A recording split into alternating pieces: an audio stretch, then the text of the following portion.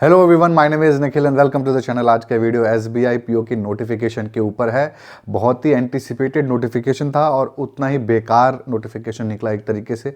बहुत कुछ नेगेटिव भी है इस नोटिफिकेशन में, कुछ चीज़ें पॉजिटिव भी हैं। एग्जामिनेशन पैटर्न के अंदर बड़ा बदलाव है और पोस्ट काफ़ी कम हुई है, बट पैटर्न के अंदर कुछ छोटे मोटे पॉजिटिव चेंजेस भी हैं। कुछ बच्चे जो निराश हो रहे हैं उनको पहले बता देता हूं कि यूपीएससी ईपीएफओ की नोटिफिकेशन भी निकलेगी फरवरी में, कंफर्म हो चुका है और उसके ऊपर वीडियो मैं लेकर के आ रहा हूं और बहुत कुछ बताने वाला हूं। अच्छे से उसकी तैयारी करवाऊंगा, टेंशन मत लेना। तो इससे जो बच्चे निराश हो रहे हैं टेंशन लेने की जरूरत नहीं है, ईपीएफओ का नोटिफिकेशन भी निकलने वाला है। और प्लीज चैनल को सब्सक्राइब कर लें। आप सब्सक्राइब करते हो तो अच्छा फील होता है, पैसे नहीं मिलते हमको लेकिन अच्छा फील होता है कोई वीडियो को लाइक करता है और सब्सक्राइब करता है। तो आइए वीडियो के ऊपर हम लोग कंटिन्यू करते हैं। एसबीआई पीओ नोटिफिकेशन 2024 के ऊपर हम लोग बात करने वाले हैं। सारे पॉइंट्स पे देखेंगे और टू द पॉइंट किताबें भी मैं बताऊंगा आपको कि हाँ बस सिंपल से 2-3 किताब पढ़ लो आपका काम चल जाएगा। ऐसी किताबें मैं आपको बताने वाला हूँ, ट्रेंड वगैरह हर एक चीज़ देखने वाले हैं। सबसे पहले आप फिलहाल डेट ही देख लो। तो 27 दिसंबर यानी आज के डेट इसका नोटिफिकेशन निकला है और आज से आप इस फॉर्म को अप्लाई कर सकते हो। फॉर्म भरने का लास्ट डेट है 16 जनवरी 2025। एग्जामिनेशन डेट की बात करें तो प्रीलिम्स एग्जामिनेशन मार्च में होगा 8 और 15 मार्च को, और इसका मेंस एग्जामिनेशन की बात करें तो अप्रैल में 2025 के अंदर होने वाला है। इंटरव्यू भी आपका मई और जून यानी मई एंड या फिर जून के फर्स्ट वीक में आपका हो जाएगा और मई जून ही आपका फाइनल डेट है जिसके अंदर सारा काम आपका होने वाला है। तो ठीक है, तो बहुत ही इसके अंदर डेट के हिसाब से टेंशन लेने की जरूरत नहीं है, जैसा बोलते हैं वैसे काम चलता है। एप्लीकेशन फीस के बारे में बात कर लेते हैं। SC ST फिजिकली हैंडीकैप्ड के लिए 0 रुपीज़ है। 750 रुपये यहाँ पर है जनरल EWS OBC के लिए। फीमेल के लिए यहाँ पे कोई रिलैक्सेशन नहीं है। पोस्ट के ऊपर आ जाते हैं जहाँ पे सबसे ज़्यादा बच्चे जो निराश हुए हैं वो यहीं पर हुए हैं। पोस्ट की हम लोग बात करें तो आपको टोटल देख सकते हो 600 पोस्ट है, जिसके अंदर 14 बैकलॉग की वैकेंसी है। तो 586 ही एक्चुअली में हमारी इस बार वैकेंसी निकली हुई है, जिसमें जनरल के लिए मात्र 240 आपकी वैकेंसी और आप देख सकते हो बाकी सब कैटेगरी के लिए रिजर्व्ड है। तो कि बहुत बड़ा एक सेटबैक है। आप समझ सकते हो कितनी कम वैकेंसी आई हुई है। कितनी कम है तुलना कर लेते हैं। आप यहां पे देख लो 2017 से आज तक इतनी कम वैकेंसी आई ही नहीं है, बल्कि मैं कहूं तो 1000 के नीचे नहीं आई है। ये तो 600 के आसपास वैकेंसी है। बट एक पॉजिटिव चीज ये है कि इतनी कम आई है ना, तो बहुत ज्यादा चांस है कि इंक्रीज हो जाए। लेकिन चूंकि एसबीआई क्लर्क की इतनी ज्यादा वैकेंसी आई हुई थी, तो देखिए मोटा मोटी आपको बताता हूं। बैंक के अंदर ना जब भी मैनेजर बनाते हैं तो 2 तरीके होते हैं, एक तो प्रमोशन से और एक है नए बच्चों को लेके। नए बच्चों को लेकर के तो यहाँ पर है, लेकिन एसबीआई क्लर्क में जितनी ज़्यादा पोस्ट आई हुई थी उससे ये लगता है कि बैंक चाहता है इस साल प्रमोशन दे करके ज़्यादातर बच्चों को पीओ बना दे, ताकि अपना जो भी उनका एक बैलेंस होता है, एक रेशियो होता है, वो मेंटेन करके रखे प्रमोशन और नए बच्चों का। तो इनोवेशन और एक्सपीरियंस का एक कॉम्बिनेशन रहता है। तो बहुत ज़्यादा चांस है, क्योंकि ऐसा नहीं होता कि एसबीआई पीओ की 300 वैकेंसी निकली है और 3000 हो गई, ऐसा कभी नहीं हुआ है। तो हम इस बार भी होने के चांसेस नहीं है, तो बहुत ज़्यादा उम्मीद मत रखना। लेकिन 600 से 1000 1200 डेफिनेटली होने के चांसेस हैं। लेकिन इतनी कम वैकेंसी निकली हुई है ना, 600 से 1000 1200 भी हो जाए तो भी वैकेंसी इतनी कम है कि जो बच्चे, मेरा रिकमेंडेशन यही है कि जो बच्चे एकदम न्यू हैं और सिर्फ एसबीआई पीओ पे फोकस रहते हैं, तो अपना फोकस थोड़ा इधर उधर बढ़ा लो, क्योंकि 600 बच्चों की जो पोस्ट है इसके अंदर कट ऑफ बहुत हाई निकलने वाला है, बहुत ज़्यादा ऊपर जाने वाला है। उसके अलावा आप अदर थोड़े एग्जामिनेशन के अंदर भी अपना हाथ आजमाने लग जाओ। जो वेटरन बच्चे हैं, जो प्रीलिम्स पास होते रहे हैं पीओ में और मेंस के अंदर हमेशा किस्मत आजमा रहे हैं, फेल हो जाते हैं, ऐसे बच्चे यहाँ कंटिन्यू कर सकते हैं। उनके ज़्यादातर चांसेस है यहाँ पे सिलेक्ट होने के। तो मात्र 600 यहाँ पर आपकी पोस्ट है। पोस्ट का आपको आइडिया लग गया कितना ज़्यादा निकलता था और कितना कम अभी है। सैलरी और प्रमोशन के बारे में बात कर लेते हैं। आखिर क्यों इतने लोग मर रहे होते हैं, यहीं पर आप देख लो। तो इसके अंदर बेसिक पे 48,000 हो चुका है, तो 42-43,000 के आसपास था, तो अब बढ़ करके 7-8 बढ़ चुका है।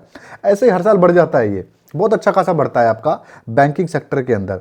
मोटा मोटी यहाँ पर देखिए सैलरी सीटीसी लिखा हुआ है 18.67 लाख। तो ये सैलरी हर किसी की नहीं है। जो आपकी मुंबई है ना, उसके अंदर बहुत ज़्यादा एचआरए मिलता है, वहाँ पे 70-70 हज़ार 80-80 हज़ार मिलता है, तो सैलरी ऑलमोस्ट डबल हो जाती है। ऐसा हर पीओ को नहीं मिलेगा। अदर देन मुंबई की बात करूं तो 80,000 के आसपास आप ले सकते हो कि मंथली आपकी सैलरी होगी। मुंबई में आप डेफिनेटली 1,20,000 1,30,000 इस वाले ब्रैकेट में आ जाओगे। और यहाँ पे 18.6 ये मत समझना इसमें बहुत कुछ कटेगा भी, ये तो आपका सीटी से लिखा हुआ है, ठीक है। तो प्रमोशन के बारे में देख लेते हैं। अगेन एक रीजन सैलरी के अलावा भी कि क्यों बच्चे इसके अंदर आते हैं। तो देखिए सबसे पहला जो पोजीशन है वो असिस्टेंट मैनेजर है। 1 साल आप पीओ रहते हो। पीओ की रैंक नहीं है, पीओ एक प्रोबेशन ऑफिसर है। प्रोबेशन में रहता है 1 साल, उसमें 1 साल एंजॉय करेगा, फिर उसको अपनी रैंक मिल जाएगी। जो रैंक मिलेगी वो है असिस्टेंट मैनेजर। ये अब यहाँ से काम करना स्टार्ट करेगा। फिर 3 साल में बनेगा डेप्यूटी मैनेजर, फिर उसके बाद एग्जामिनेशन पास करता है, सबको सही रहता है तो मैनेजर बनता है। ज्यादातर बच्चे जो यहाँ पर आते हैं पीओ बनते हैं का सही एज में, तो जनरल मैनेजर तक चले जाते हैं, मैंने देखा है। बहुत कम ही बच्चे हैं जो नहीं जा पाते हैं, तो जनरल मैनेजर एक अच्छी पोजीशन है और वहाँ तक आप डेफिनेटली जा सकते हो। इसके ऊपर की सारी जो है वो आपके टैलेंट के ऊपर, किस्मत के ऊपर, आप क्या अंदर करते हो, कंपनी में कैसा आपका रिलेशन है सबसे, वो सब पे डिपेंड करता है। सैलरी प्रमोशन ये रहा। एज के क्राइटेरिया हम लोग आ जाते हैं। एलिजिबिलिटी के ऊपर हम लोग मोटा मोटी आ चुके हैं। तो एज के क्राइटेरिया बड़ी सिंपल, 21 से 30 साल तक के बच्चे इस फॉर्म को अप्लाई कर सकते हैं। कट ऑफ डेट आपके सामने है। इतना ज़्यादा प्रोटेस्ट चल रहा है बीपीएससी में भी, हर एग्जामिनेशन, यूपीएससी के अंदर भी केस चल रहा है कट ऑफ डेट को लेकर के, बट ये लोग क्यों नहीं चेंज कर देते समझ में नहीं आता। ये एक साल है, जो भी उस बच्चा उस साल पैदा हुआ है सबका एक कॉमन कर देना चाहिए। इतना बड़ा ये डिमांड नहीं है बच्चों का। चलिए कोई बात नहीं, एज के रिलैक्सेशन 3 साल 5 साल जैसे आपकी कैटेगरी वाइज मिलती है, यहाँ पर वैसे ही आपको मिलने वाली है, टेंशन लेने की जरूरत नहीं है। जो एग्जैक्ट डेट जानना चाहते हैं तो देख लो, इस डेट से और इस डेट के बीच में जो बच्चे पैदा हुए हैं वही अप्लाई कर सकते हैं, वरना आप नहीं अप्लाई कर सकते। एजुकेशन क्वालिफिकेशन के ऊपर आपको बता दूं कि कोई भी ग्रेजुएट इस फॉर्म को अप्लाई कर सकता है। सिंपल भाषा में लिखा गया है, कोई ग्रेजुएट इस फॉर्म को अप्लाई कर सकता है। फाइनल ईयर के बच्चे भी अप्लाई कर सकते हैं। यानी जब आपका इंटरव्यू का ये लोग कॉल करेंगे कि आपको इंटरव्यू के लिए आना है, और उसी वक्त ये लोग डॉक्यूमेंट वेरिफिकेशन भी करते हैं, तब आपके पास ग्रेजुएशन की डिग्री होनी चाहिए। ठीक है, यानी अगले साल आपका मार्च अप्रैल तक अगर आपकी डिग्री आ जाती है तो आप डेफिनेटली यहाँ पे अप्लाई कर सकते हो। लेकिन अगर अगले साल के आपको पता है मेरी यूनिवर्सिटी तो सर दिसंबर तक देगी, तब आपका फ़ायदा नहीं है, क्योंकि एग्जामिनेशन पास भी करोगे आप और वहाँ जा करके अटक जाओगे। ठीक है, इसके अलावा परसेंटेज का कोई रिक्वायरमेंट नहीं हो। आपके ग्रेजुएशन में 33% हो, 93% हो, सिंपल ग्रेजुएशन हो, BA BCom BSc BTech MBBS कुछ भी आपने किया हुआ हो, आप अप्लाई कर सकते हो। स्टेट गवर्नमेंट हो, सेंट्रल गवर्नमेंट यूनिवर्सिटी हो, कोई फर्क नहीं पड़ता, आप अप्लाई यहाँ पे कर सकते हो।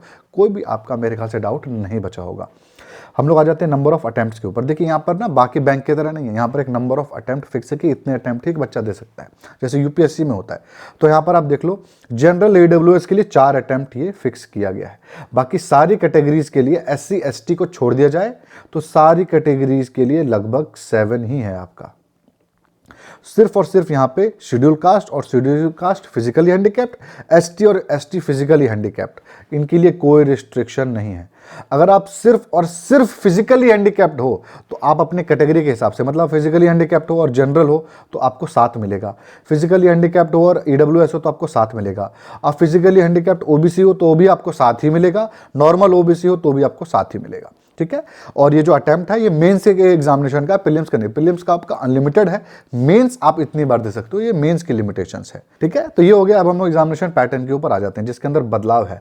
तो यही वो चीज़ है जहाँ पे बदलाव है, जिसमें कुछ पॉजिटिव भी है किसी किसी बच्चों के लिए, कुछ नेगेटिव भी चीज़ें हैं, देखने लायक चीज़ें इसके अंदर हैं। काफ़ी इंपॉर्टेंट और काफ़ी बड़े बदलाव किए गए हैं। फिलहाल मैं आपको पहले पैटर्न बता दूँ। सबसे पहले प्रीलिम्स एग्जामिनेशन होता है, उसके बाद मेंस एग्जामिनेशन होता है, फिर होता है आपका इंटरव्यू, और इसके अंदर होता है एक ग्रुप डिस्कशन। जो इन सारे प्रोसेस से गुजर के पास हो जाता है वही इसी नौकरी को पाता है, उसी की नौकरी लगती है। प्रीलिम्स एग्जामिनेशन बस क्वालिफाइंग है, मेरिट आपका जो बनता है वो मेंस एग्जामिनेशन और इंटरव्यू में बनता है। मेंस एग्जामिनेशन का जो परसेंटेज 75% और इंटरव्यू आपका 25% है। 1/4 आपकी नेगेटिव मार्किंग रहती है सारे ही एग्जामिनेशन में, प्रीलिम्स और मेंस दोनों। प्रीलिम्स एग्जामिनेशन के अंदर कोई सेक्शनल कट ऑफ नहीं होता है। ये आपका प्रीलिम्स एग्जामिनेशन का पैटर्न है, 1/4 नेगेटिव मार्किंग और कोई सेक्शनल कट ऑफ नहीं होगा। अब बदलाव की बात करते हैं कि क्या बदलाव है, तो बहुत बड़ा बदलाव यहाँ पे प्रीलिम्स में आपको देखने को मिल रहा है। सबसे बड़ा बदलाव क्या है कि इंग्लिश के अंदर 40 क्वेश्चन आ रहे हैं, पहले 30 हुआ करते थे, और यहाँ पर 35 क्वेश्चन होता था, 35 रीजनिंग का, 35 क्वांट का, और 40 क्वेश्चन यानी 10 क्वेश्चन इंग्लिश के यहाँ पर बढ़ा दिए गए हैं प्रीलिम्स के अंदर ही। तो ये लोग इंग्लिश की चेकिंग प्रीलिम्स में ही करना चाहते हैं। तो जिसका इंग्लिश अच्छा था उसके लिए तो यहाँ पे बल्ले बल्ले वाला काम हो चुका है। और जिसको अच्छी बात क्या है इसके अंदर, तो क्वांट और रीजनिंग के अंदर क्वेश्चन तो 5-5 कम कर दिए गए हैं, लेकिन जो आपकी टाइमिंग है ना, सेक्शनल टाइमिंग, वो कम नहीं की गई है। तो ये बहुत अच्छी बात है कि 20 मिनट में अब जो 30 क्वेश्चन रीजनिंग के हैं जो कि अच्छे लेवल के होते हैं, और 30 क्वेश्चन क्वांट के, वो आप इजीली अटेम्प्ट कर पाओगे। जहां पे इंग्लिश में 20 मिनट में 40 क्वेश्चन अटेम्प्ट करना बहुत बड़ी बात नहीं थी, लेकिन 20 मिनट में 35 क्वेश्चन क्वांट के अंदर काफी टफ हो जाता था। तो अब वो 5 क्वेश्चन कम करके थोड़ा सा रिलैक्सेशन दिया गया है। लेकिन इंग्लिश जिसका वीक है उसको डेफिनेटली एक सेटबैक है। तो मैं इसलिए कह रहा था ना, पॉजिटिव है कुछ नेगेटिव है, तो ये आपके ऊपर डिपेंड करता है आपका क्या स्ट्रांग है और क्या वीक है। तो ये आपके सामने है प्रीलिम्स का जो न्यू पैटर्न है वो, और जो इसको पास कर जाएगा वो अपना मेंस के अंदर बैठेगा। मेंस का पैटर्न देख लेते हैं। मेंस के अंदर भी आपका बहुत बड़ा बदलाव है, दोनों दिखाता हूं। ये पुराना पैटर्न है, ये आपका न्यू पैटर्न है, दोनों को साइड बाय साइड दिखाता हूं। तो सबसे पहले रीजनिंग एंड कंप्यूटर एप्टीट्यूड को देख लेते हैं। अभी क्या हो गया है, 40 क्वेश्चन 60 मार्क्स। पहले क्या था, 40 तो क्वेश्चन तो ठीक है, लेकिन मार्क्स 50 हुआ करते थे। डाटा इंटरप्रिटेशन का क्या था, 30 क्वेश्चन और 50 मार्क्स। अब क्या है, 30 क्वेश्चन और 60 मार्क्स। मार्किंग यहां पर बढ़ा दी गई है। इसका मतलब क्या है भाई, जब नंबर ऑफ क्वेश्चन सेम है तो मार्क्स क्यों बढ़ाया गया है? तो यहीं पर प्रॉब्लम है कि डेफिनेटली इस बार आपका जो रीजनिंग है और जो क्वांट है उसके अंदर आपको टफनेस ज़्यादा देखने को मिलेगा, ज़्यादा टफ क्वेश्चन होंगे, इसीलिए मार्क्स को बढ़ाया भी गया है। ठीक है, तो ये एक एक्सपेक्टेड ही है जो मैं बता रहा हूँ, एक स्पेकुलेट कर रहे हैं हम लोग कि ऐसा हो सकता है, ऐसा हो सकता है कि पैटर्न आपका सेम ही रहे, लेकिन डेफिनेटली जब इतना बढ़ाता है ना कोई भी, तो सोच समझ के बढ़ाता है, तो डेफिनेटली टफनेस यहाँ पे इंक्रीज होगी। ठीक है, उसके बाद आपका क्या है, जनरल अवेयरनेस वाला है, बैंकिंग नॉलेज का, इकोनॉमिक्स के जो क्वेश्चन आते हैं, 60 क्वेश्चन 60 मार्क्स अब हो चुका है। पहले क्या था आपका 50 क्वेश्चन और 60 मार्क्स, तो 10 क्वेश्चन यहां पर जो आपके हैं वो बढ़ चुके हैं। 50 पे 60 था, अब 60 पे 60 है, तो डेफिनेटली यहां पर आपको टफनेस इंक्रीज होती हुई नहीं दिखेगी।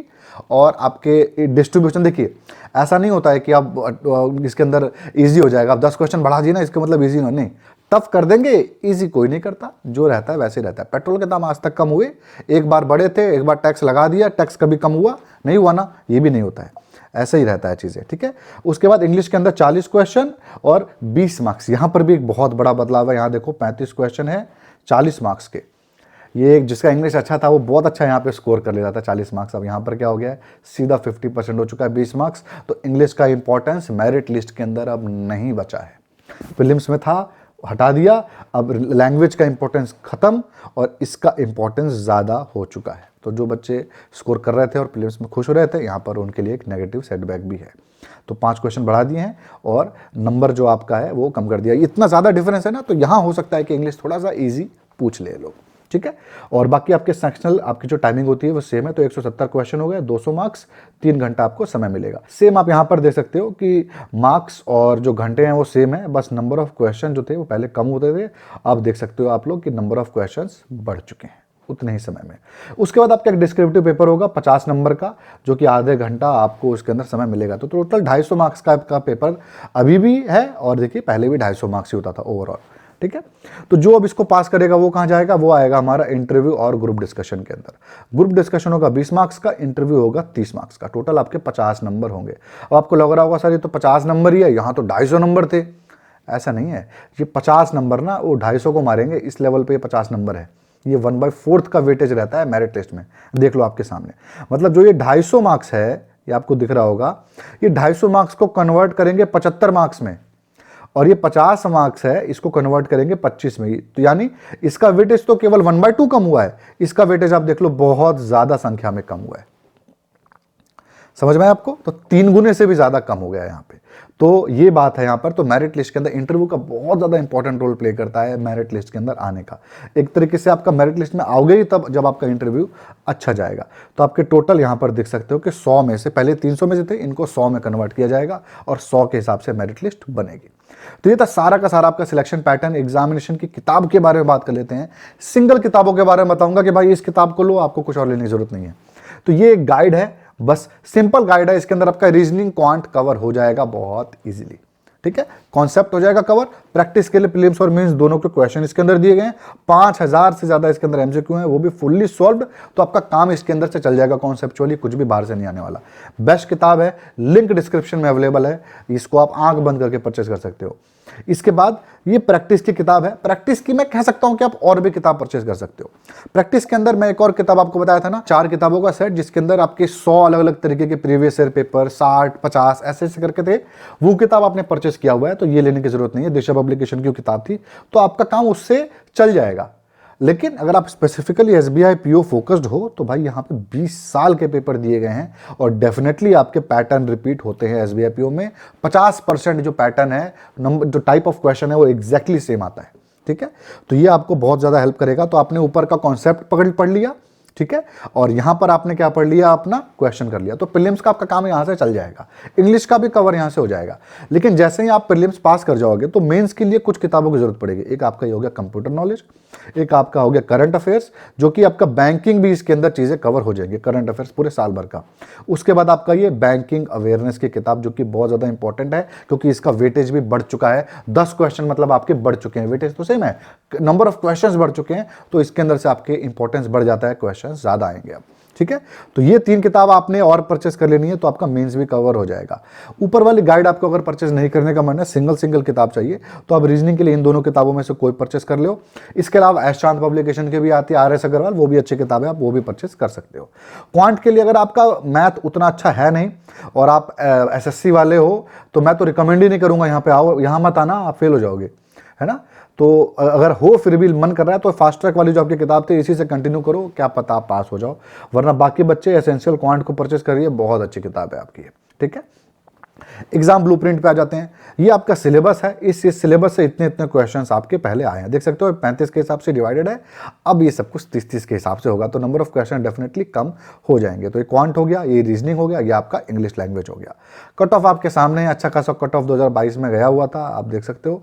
कट ऑफ डेफिनेटली चेंज होने वाला है। अगर 600 ही आपका रहता है तो कट ऑफ के अंदर 8 से 10 नंबर का इंक्रीमेंट डेफिनेटली देखने को मिलेगा, पोस्ट अगर 600 ही है तो, ठीक है। क्या तो कुछ डाउट आपके रहते हैं, एक से ज़्यादा पोस्ट इसके अंदर, देखिए ऑल इंडिया वैकेंसी है, कहीं पे भी पोस्टिंग होती है आपकी, तो एक से ज़्यादा पोस्ट की बात ही नहीं है इसके अंदर।